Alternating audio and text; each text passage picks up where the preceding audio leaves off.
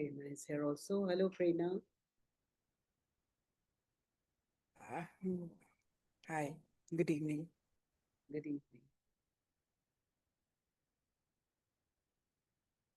So today we are taking up this talk by the mother on mental education chapter, questions related to that.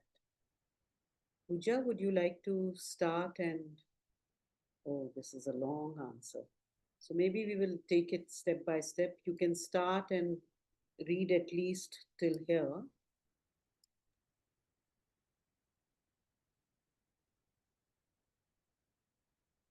What is the method of increasing the capacities of expansion and widening? I say there that a great variety of subjects should be studied. I believe that is it. For instance, if you are at school, to study all the subjects possible. If you are reading at home, not to read just one kind of thing, read all sorts of different things. But, sweet mother, at school it is not possible to take many subjects. We have to specialize. Yes, yes, I have heard that, especially from your teachers. I don't agree, and I know it very well. This is being continuously repeated to me. If anything is to be done properly, one must specialize. It is the same thing for sports also. It is the same for everything in life. It is said and repeated, and there are people who will prove it. To do something well, one must specialize. One must do that and concentrate. If one wants to become a good philosopher, one must learn only philosophy. If one wants to be a good chemist, one must learn chemistry only. And if one wants to become a good tennis player, one must play only tennis. That's not what I think. That is all I can say.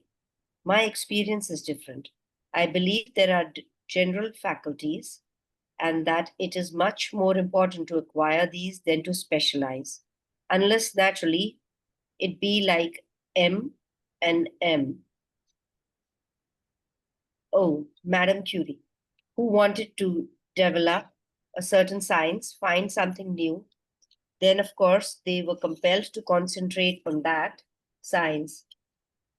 But still, that was only till they had discovered it. Once they had found it, nothing stopped them from widening their mind. Should I go ahead? Yes, yes. This is something I have heard from my very childhood. And I believe our great grandparents heard the same thing. And from all time, it has been preached that if you want to succeed in something, you must do only that. And as for me, I was scolded all the time because I did many different things. And I was always told I would never be good at anything. I studied, I did painting, I did music, and besides, was busy with other things still. And I was told my music wouldn't be up to much, my painting wouldn't be worthwhile, and my studies would be quite incomplete. Probably it is quite true, but still I have found that this has its advantages. Those very advantages I am speaking about of widening, making supple one's mind, and understanding. It is true that if I had wanted to be a first class player and to play in concerts, it would have been necessary to do what they said. And as for painting, if I had wanted to be among the great artists of the period, it would have been necessary to do that. That's quite understandable. But still, that is just one point of view. I don't see any necessity of being the great artist, the greatest musician. That has always seemed to me a vanity. And besides, it is a question of opinion. Okay, let's pause here. So the idea is pretty clear. I don't think there is uh, any need to explain that. But yeah, if you have uh, anything you want to say regarding what we have read, please go ahead. Yes, Ila. She doesn't explain why. She does. Not, She not, says there are the general faculties which it is important to develop. For yeah, widening, the more exposure you have to a variety of things, the better it is. The answer is not yet complete, of course. We are Yeah, correct. in That's what between. I'm saying. So, But even in these first two paras, these are the two things she has pointed to. yeah, no, so that in a way is, uh, and as she's also said that, people normally say the opposite. They say, like, for example, don't be a jack of all trades and master of none. Because, if you have lots and lots of things that you do, then you're supposed to be, not really good at anything. So she's talking about how it's not, that's really not the only way to be. Just because everybody says that, you shouldn't be like that. But she's not really explaining, I mean, at least I haven't understood what is really the benefit of having so many things. Because I feel at one level that it is true. I mean, for example, I would say I'm a little like that, meaning I do many, many, many, many things at a very low level, meaning like I don't get deeply involved in anything. So I think, I don't know whether that's a good thing. I think that if I wanted to be a master, I would need to really focus on something. So I'm not really sure why she's got the premise she has. But she's also making that distinction. Like she gives the example of Monsieur and Madame Curie, that if you have a particular thing that you really want to achieve, you have a mission, or she says, if I had wanted to be a great tennis player or a greatest artist or greatest pianist, then I would have had to focus on it. Oh, this is for people who don't have a specific focus.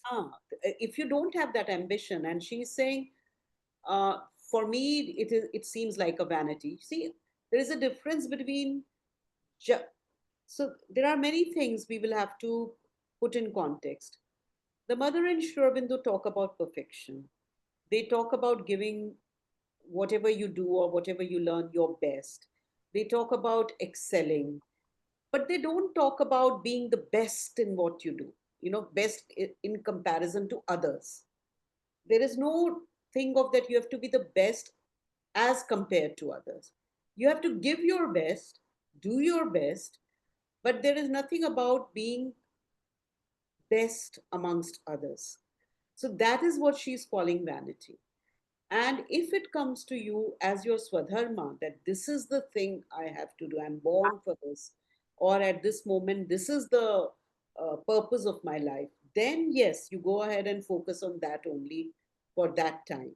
But here she's talking about in the context of education, and she's saying one must always focus on lots of different things and lots of different types of things, so not just intellectual but physical also, art also, intellectual also, combine various types of things.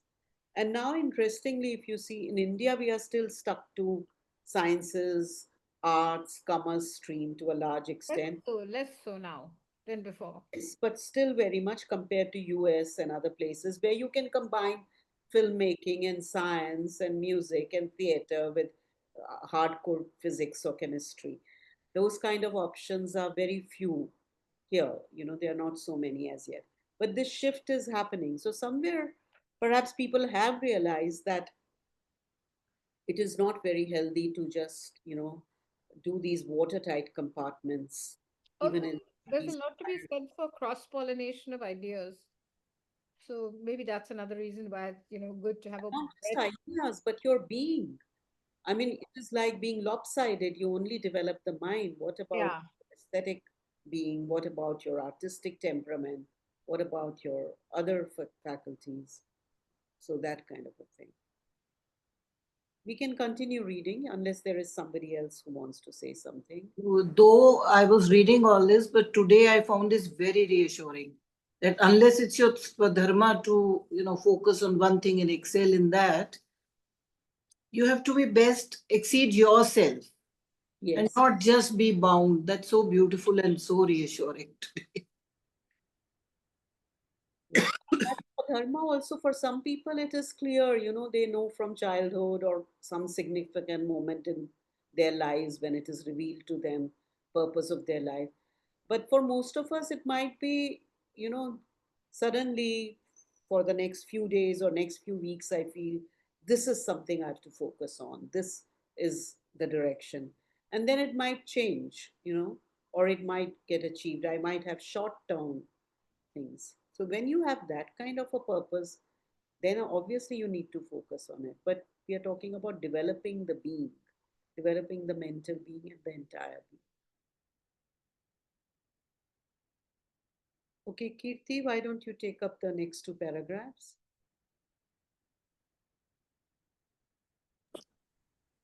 There is but one instance. That's when one wants to make a discovery, then naturally one must dedicate all one's effort to that. But that is not necessarily a whole lifetime's effort unless one chooses a very difficult subject as the Curies did. They were there was a time they had made their discovery, they could go beyond it.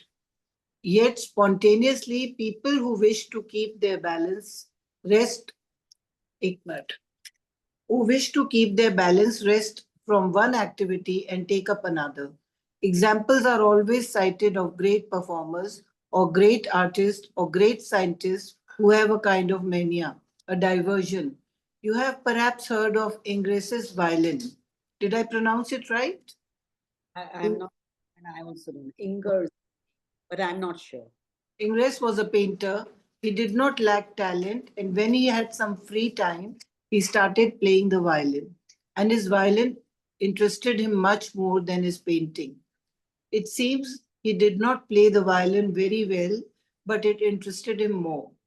And his painting he did very well, and it interested him less. But believe that was quite simply because he added balance. Yes. Concentration on a single thing in order to attain one's aim is very necessary for the human mind in its normal functioning. But one can arrive at a different working that's more complete, more subtle.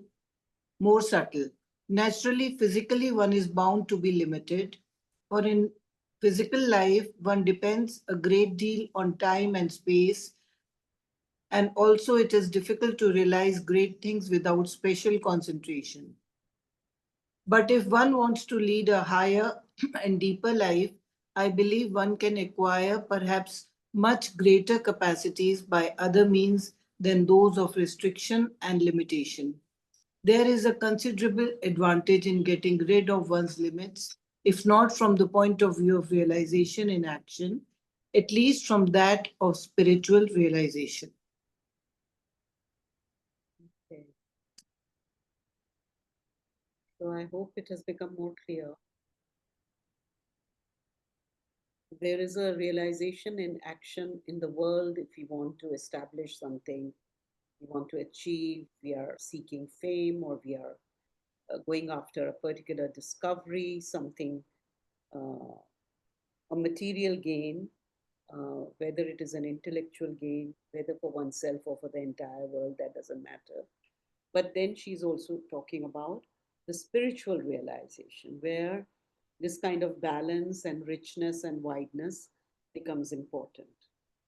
So, yeah. Like Mother herself was very good at science. She was a wonderful tennis player, wonderful musician, not only playing but composing also, and an artist. All this we know. But she didn't make a name for herself in these areas. We know her because of her spiritual accomplishments, not for the others.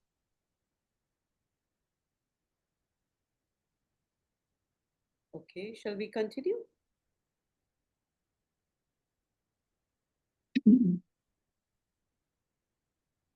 Ruhi, would you like to read this? Again, this is a. So we will see if it is simple enough, you can read the whole answer. Otherwise, we will stop.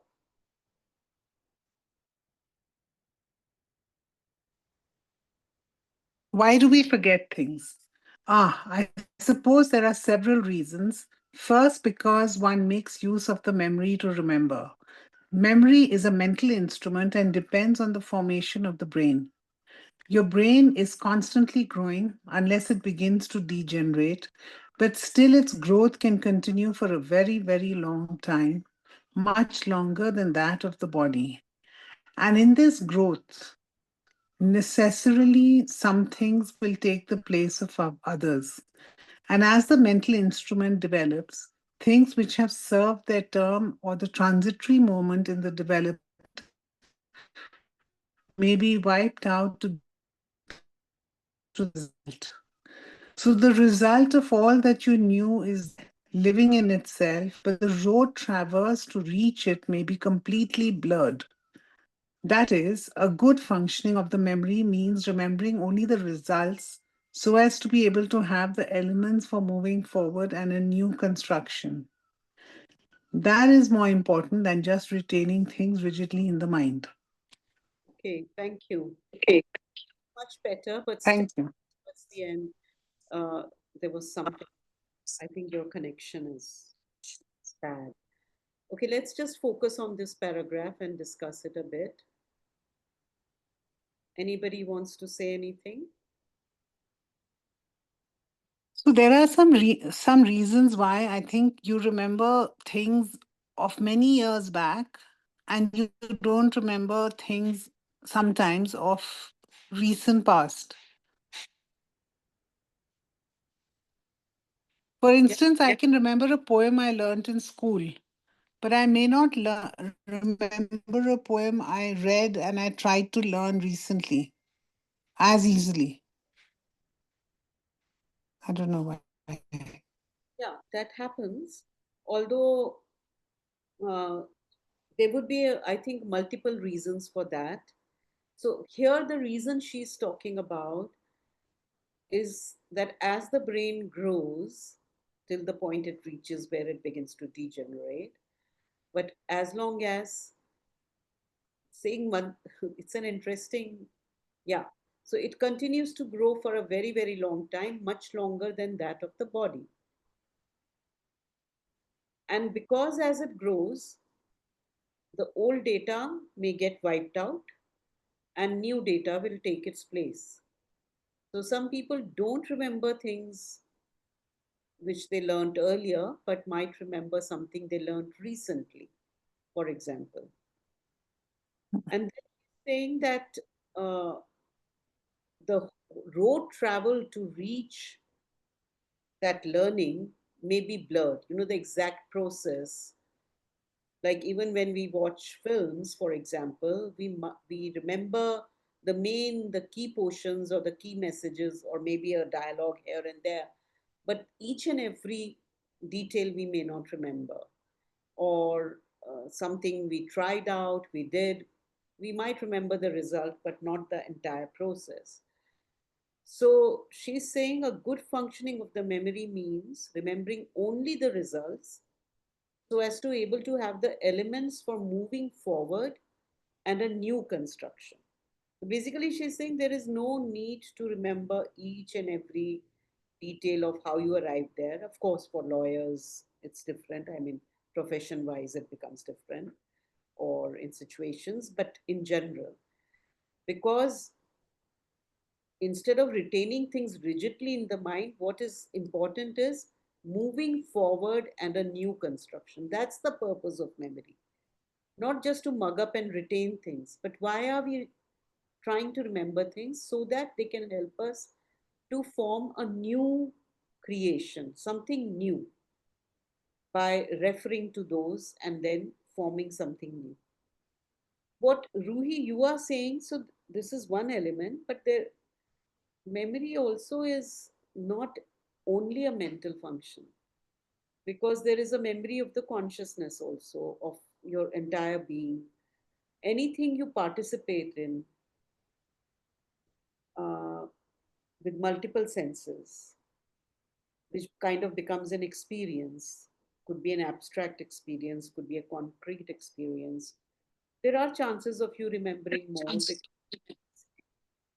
you have experienced it. Then there is the other thing, when you learn something as a child, maybe there is a novelty, there is interest, the brain is fresh. So, or there is some inner connection with it. So, there can be many factors, basically, I'm saying, not just what is being said in this paragraph. That's all I'm trying to point to. Yes, Ila. I'm not sure I agree with the fact that you shouldn't try and remember the steps and the process, because I think at least, I mean, from my limited perception, is that I find that, if I can remember the whole thing, then it doesn't stop me from learning new things or doing things differently. But if I know what I had done to arrive at point X, then I can choose to say, but there must be other ways to get there. It doesn't mean that I will always repeat this. I can open myself up to other ways of getting there. But if I know this is it, then I won't repeat the same way, no? Because then I have the consciousness of knowing and remembering that, okay, this is what I did. And I don't want to do the same thing again. I want to do something different. So I can expand my mind to look at other ways of doing it. So I think it's quite good to know what the steps are. One shouldn't necessarily, try and forget the thing and only remember the outcome. There is a difference between knowing something and remembering something mechanically or rigidly. Knowing automatically involves some kind of thoughtfulness, analysis, some kind of assimilation. Which is memory, right? No, memory, see, when we mug up poems and all without any, or essays or a paper we have to present and all, most often the way it is done is without any personal connect to it. Most often. Some people find a personal connect and that helps them to remember. But for Yeah. most people, it is just mugging up without even understanding what they are mugging up. And once the purpose is Mugging. over, We're talking about mugging. huh? We're talking about mugging. Mugging, because memory generally people, I mean, at least all my school life, memory equaled mugging up. Nothing else. Well, Memory I can tell was, you from my most recent experience, I play Scrabble, right? yeah, So I have to spend a lot of my time studying words. And the only way I can remember is if I really, try and make an effort to remember. I make stories, I make, that's fine. Yeah. associations, etc. So I know what now. So now what has happened is over so long, I now have a process. So I know the steps. So that because I know the steps and I know what the outcome is. That is different. You have applied your mind. Some people find patterns, some people find some other ways, etc., etc. Basically, you apply your mind, you make it your own. It becomes, in some way, a kind of experience to you. So it is not a mechanical, rigid kind of remembering of facts. Oh, so she's making a People distinction are very between. good at rattling off data and facts without any analysis, any purpose, any use of it in their life, any dynamic, unfolding of that. So the distinction is between mechanical and thoughtful. I think so, yeah. Because so then it is not just the faculty of memory which is acting. No? The moment you start analyzing it, start relating to it, that is not the function of memory. But you are aiding your memory, you are fixing your things. Actually, you are fixing something in your consciousness by doing XYZ. So that is the thing. Let's see. Uh, I Yeah. want to share something. Maybe I have an experience of my lifetime which sounds similar to this. But before that, I would just want to add to what you were discussing with Ela, is because Ela is remembering that and it still serves her the purpose. Because as per mother's answer here, it says the things which have served their term, that means the purpose is kind of finished.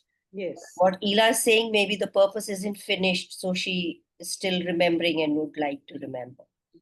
Okay. Yeah, So, that's what I wanted to say, what I am relating this to is that 15 years of my life, I worked in the aviation, and I worked in so many different roles, and but still, the whole journey is like a blur to me because as soon as I stopped that, I joined the center, and that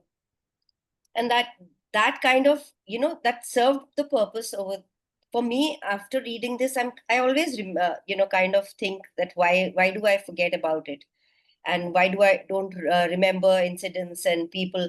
But I after reading this, I think that served the purpose, and I do remember major developments or decisions that I took, or some things that I created, or some big events. which probably I put an effort to. But I don't really remember the whole journey as in detail. And I guess I understand this part if I relate it to that, because it actually served the purpose and kind of it. I found a new construction moving forward. Okay, let's go ahead and see what is being said. Kirti, can you continue, please? Now, there's another aspect also. Outside the mental memory, which is something defective, there are states of consciousness. Each state of consciousness in which one happens to be registers the phenomena of that moment, whatever they may be. If your consciousness remains limpid, wide, and strong, you can at any moment whatsoever, by concentrating, call into the active consciousness what you did, thought, saw, observed at any time before. All this you can remember by bringing up in yourself the same state of consciousness. And that is never forgotten. You could live 1,000 years and you would remember it. Consequently, if you don't want to forget, it must be consciousness which remembers and not your mental memory. Your mental memory will perforce be wiped out, get blurred, and new things will take the place of the old ones. But things of which you are conscious, you do not forget. You have only to bring up the same state of consciousness again. And thus, one can remember circumstances one has lived thousands of years ago, if one knows how to bring up the same state of consciousness. It is in this way that one can remember one's past lives. This never gets blotted out. While you don't have any more the memory of what you have done physically when you were young, you would be told many things you no longer remember. That gets wiped off immediately. For the brain is constantly changing and certain weaker cells are replaced by others, which are much stronger, and by other combinations and other cerebral organizations. And so what was there before is effaced or deformed. Okay. So I suppose it's the continuation of the discussion we were having. And the idea is clear about the consciousness and bringing up the same state of consciousness. And that helps you remember what had happened or what. Prerna, you seem to have a question or something. I'm just thinking the memory and remembering is the same thing or not. Like, uh, that's and also I'm relating more from a emotion. Yeah, I don't know. Are we just talking about from mental faculty, from academic perspective, or we also talking from a perspective of emotional situations and all stuff? Like, if I've processed something, I tend to forget. Till the time I've not processed any emotion, I tend to remember more. That's what things are going in my mind while reading all this. When you say you process an emotion, then you forget it. You mean if you're upset about something and you process it, you reflect on it, Hmm. free of Forgive and move forward from it, then I don't remember that. But if I have not processed that, uh, that no longer remember it, or it no longer has the power to affect you. no longer remember it. Not just I remember the feeling I had, like, but not remember who said uh, what was the incident. Just a very, and that feeling also goes faint, matlab in the ears fade off. So I'm just So in my in mind. paragraph, she's clearly making a distinction between mental memory, Hmm. need not be just about studies, can be about anything, Hmm. memory, and the memory which comes through a state of consciousness. So, state of consciousness automatically means that your consciousness, in one way or another, could be the vital consciousness, could be the mental consciousness, not just the faculty of memory. entire mental consciousness, could be physical consciousness. So that's why what we do, we remember more easily because the physical being participates in it. So it becomes kind of imprinted in on the consciousness. So she's making that distinction here. Yes, Ila. I like the word that she used, I think in the beginning, though I can't see it here, is the word limpid. You Limpid. know, so limpid actually means clear, like as if like almost transparent. So it's like so, I don't know what another word for it would be, authentic maybe. So it is so clear, your consciousness is so clear that it settles into your cells, you know. And when it settles in your cells, then you remember, because you remember with instinct. Like you just have to put yourself into that same space and you're there, and everything comes back, which I think is a really beautiful way of describing a kind of memory. It's a very conscious memory because what you've done is you've imbibed. And so, in your case, Prerna, for example, if you, for the things that you, even the things that you've processed, if you think about the feeling that you got during that, whatever incident was, everything will come back. You will see everything. You may not feel it all intensely, but you will remember it all. So if you get into that state of consciousness, if you were in that state of consciousness where you, when you were feeling that incident, and so I think that point that she makes is, yeah, here, if your consciousness remain limpid, wide, and strong, you can at any moment whatsoever, by concentrating, call into the active consciousness what you did, thought, saw, observed it any time before. And I think this is absolutely so. To me, at least, it makes a lot of sense.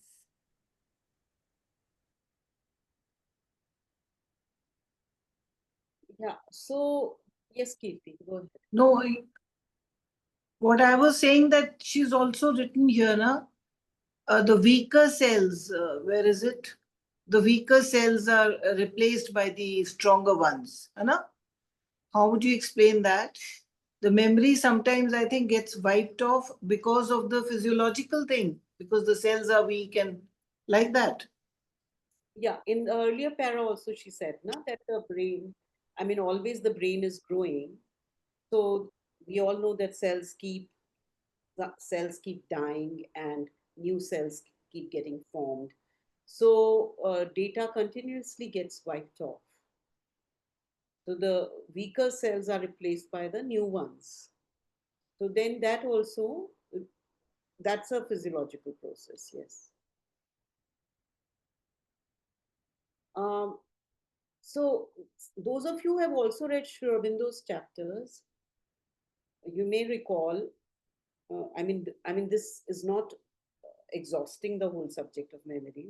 It was just coming into my mind that he has spoken about these four layers of the mind: Chit, Manas, and Buddhi, and Vijnana, the four layers. And he's described Chit as the storehouse, the where everything that we experience, everything we observe, everything we hear kind of goes, and it is lying pell-mell because we don't organize it. And then he has spoken about various methods, one of them being pranayam, in fact, where you can learn to organize this unconscious storehouse.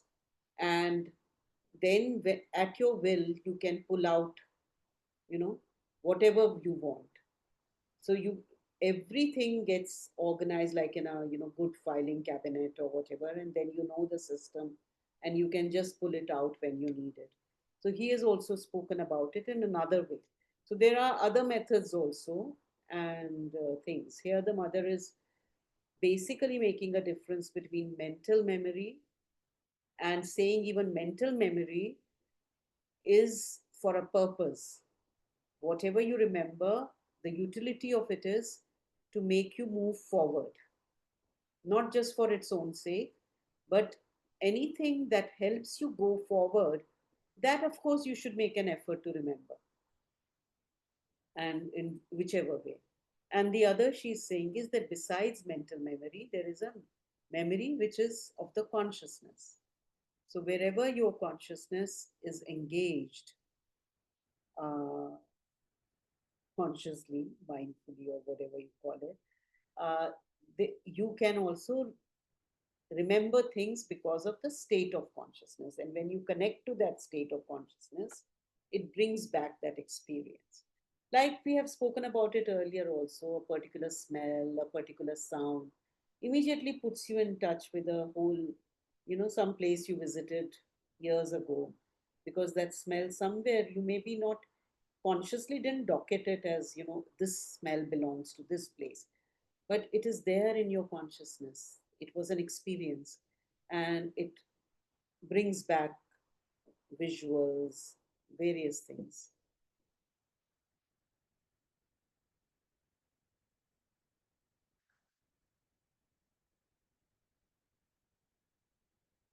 Ila, yeah, Prerna, are you just removing the flies or you want to say Yeah, I something? was with the fly. Yeah, I'm fine.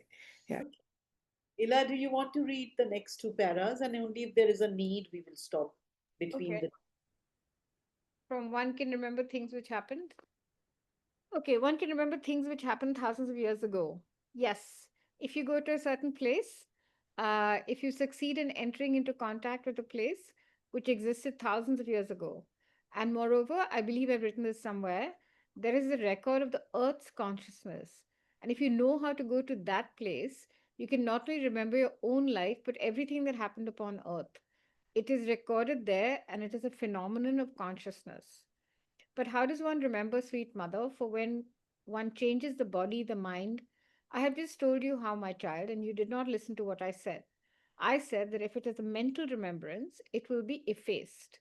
Even in your present life, you cannot recall incidents which took place 20 or 30 or 40 years ago. But a state of consciousness is not a mental state. It has nothing to do with the mind. Indeed, most minds are dissolved with the body, except when there's a very well made special formation, very cohesive, very well organized, which can last. But that is fairly rare. These are only exceptional cases. But consciousness is something quite different. Consciousness is an eternal state. The state of consciousness is an eternal state.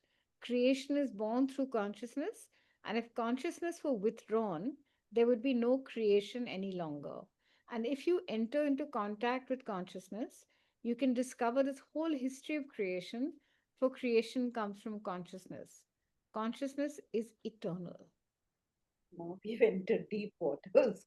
Very deep waters here. I don't know what's going on.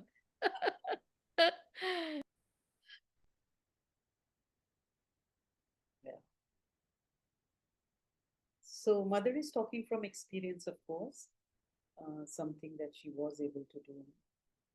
And she's talking about the earth's consciousness. It is interesting that, in a very baby way, science is kind of, uh, I mean, this has been happening since last many years. It's not very recent also anymore.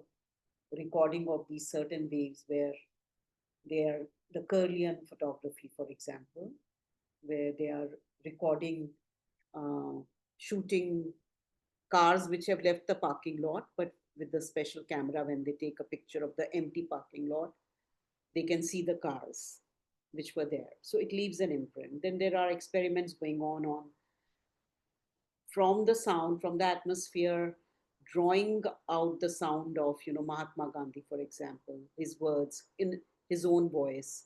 So all these experiments are going on. They haven't come into the, I think, the public domain so much. But I, I mean, when I'm reading this, it feels like, so the earth consciousness retains everything. It has everything. And if you know how to get into touch with the earth's consciousness, like a tree, a very old tree retains whatever happened, the incidents that happened around it.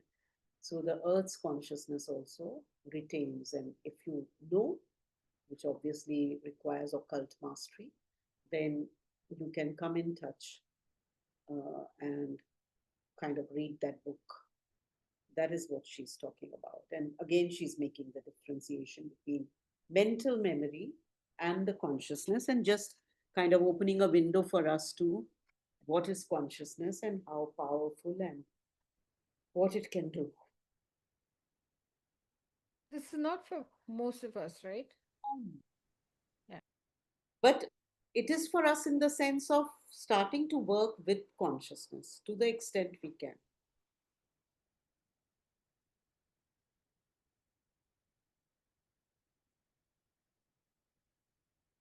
Like in another conversation,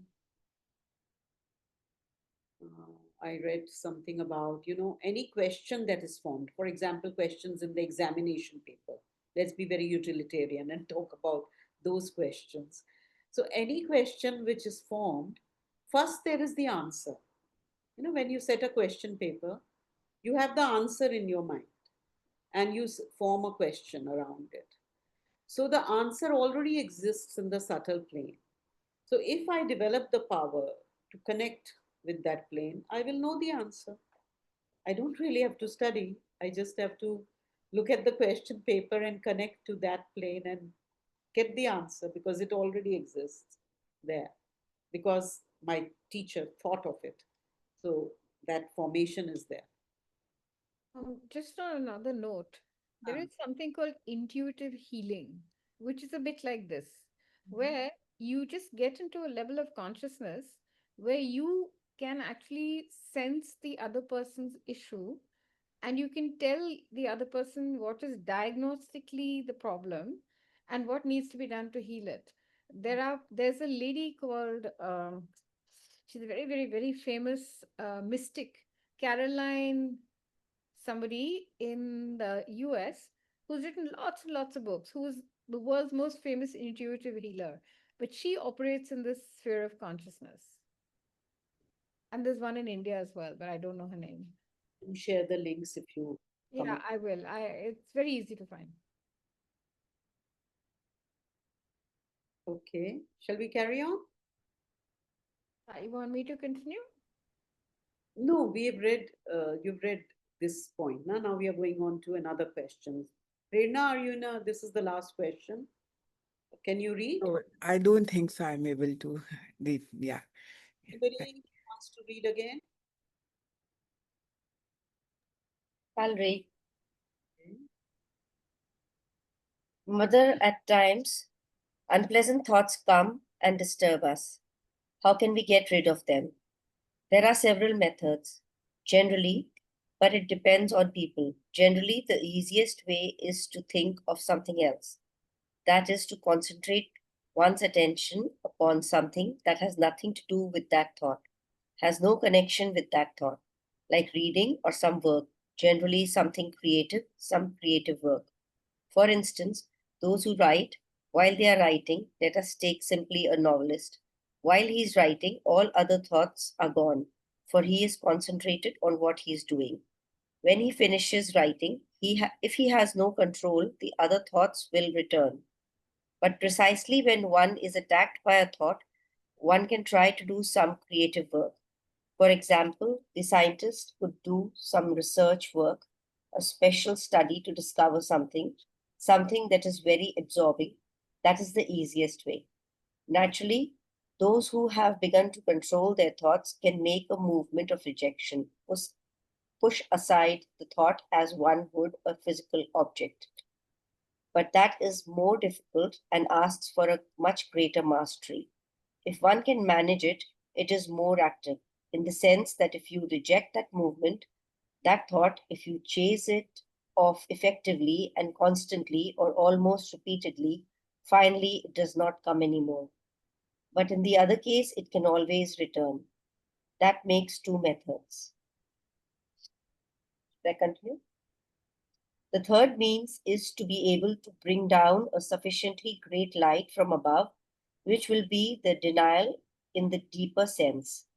That is, if the thought which comes is something dark, and especially if it comes from the subconscious or inconscient and is sustained by instinct. And if one can bring down from above the light of a true knowledge, a higher power, and put that light upon the thought, one can manage to dissolve it, or enlighten or transform it. That is the supreme method. This is still a little more difficult, but it can be done. And if one does it, one is cured. Not only does the thought not come back, but the very cause is removed. The first step is to think of something else, but in this way, you know it will be indefinitely repeated. The second is to fight, and the third is to transform. When one has reached the third step, not only is one cured, but one has made a permanent progress. Wonderful. This is the fourth step, the step of mental rejection. And Mother has clearly laid out here what are the steps to do that. Ila, this would be very useful for, well, at least the first step for our BLED students also, overthinking. Yep.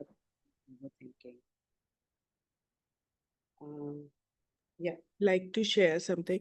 Like in Reiki, there are two things. Like if we thought of a negative thing, something, we can start giving a positive energy to that. Matlab, so it's somewhere coming to like first step and in between the second step. And also, if you have a very bad memory, uh, go uh, through your meditation, go to that space and that time and try to recreate a memory over that memory. Something bad happened, but you create it in a pleasant way. So if you do it for a few times, slowly and slowly, the negative memory fades out and the beautiful memory makes over it. So some what steps Mother is saying, I found something similar to these things. Anybody else wants to say anything regarding what we read, the response we read for this problem, which is a very common problem?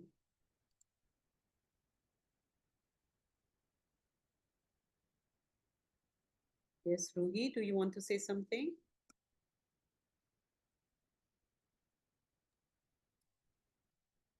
I'd just like to say that most psychologists work on this when they work with people with repeated and unwanted thoughts which disturb them. This is the major cause of most anxiety and everything. And there are, of course, these methods, and they use some coping methods which I find very superficial because they don't really help. And the one that Prerna mentioned is also something which is called going back to that space to recreate your negative uh, experience into a positive experience. But the very one which I find useful is always the light. I'm not sure that I can call on the higher light, but I kind of offer it and it really works. Yeah.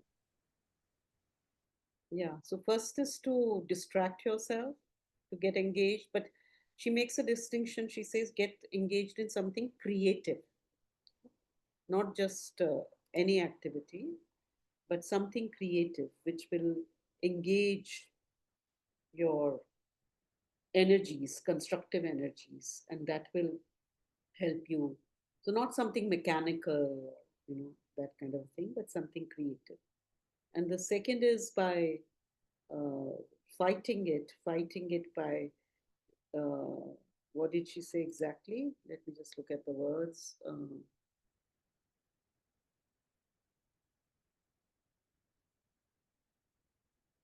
Pushing it aside, pushing it aside, rejecting it, rejecting it actively, pushing it aside. Some people do like that. Imagine that shadow kickboxing or writing it on a paper and burning it or tearing it, flushing it, whatever. That is kind of various means to reject it, or like Prerna was saying, to replace it with something, a positive construction, etc. And then the third is, like you are saying, offering it to the light, to something higher, which you can visualize. You can visualize the light coming and dissolving that formation completely, etc., etc. Yeah.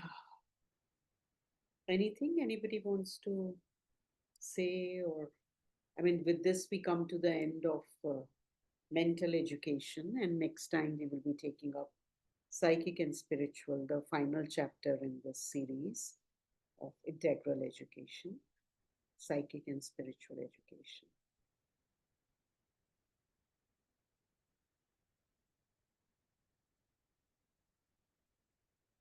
Nothing? All clear? So far, so good. Okay. Mother has given us almost every problem. I mean, a solution to almost every problem. Very How do we make sure that we are on the path? Achieving it is a big thing, no? That kind of persistence, positive persistence, is so important. Yes. You can take a horse to water, but you can't make it drink. So we have to make it drink. Like 3 beautiful methods how to use rejection for negativity. If we start applying, we'll be so clean and clear from inside. I'm sure we apply it to some extent, because when one is very disturbed, one finds ways. And if now you reflect on the ways that you have found personally, like Pooja shared one of her methods. So if you reflect on them, you will see that maybe they fall into these categories. So just to have that assurance that you are doing the right thing. And uh, for me, what was significant was this emphasis on the creative, because at times, to distract myself, if I don't want to think of something, I might just sit and watch TV, but that's not creative. I'm not engaging my, you know, energies in a creative pursuit.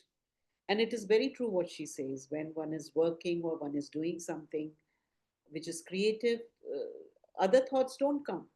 So that time, that automatically kind of that memory is not there. So, but she also says that, but it will come back after you are free of that work, it will again come back. So then you have to go to the second and finally the third step.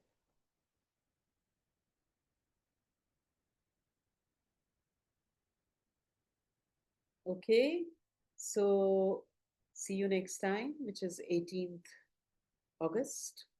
Have a lovely Darshan Day, Independence Day, Janmashtami, Parsi New Year, lots of things on 15th August and 16th August. Bye bye. Enjoy. Thank you. Bye bye. Thank you. Hope to see most of you at the center on 15th. I'm not here. Bye. I'm not here.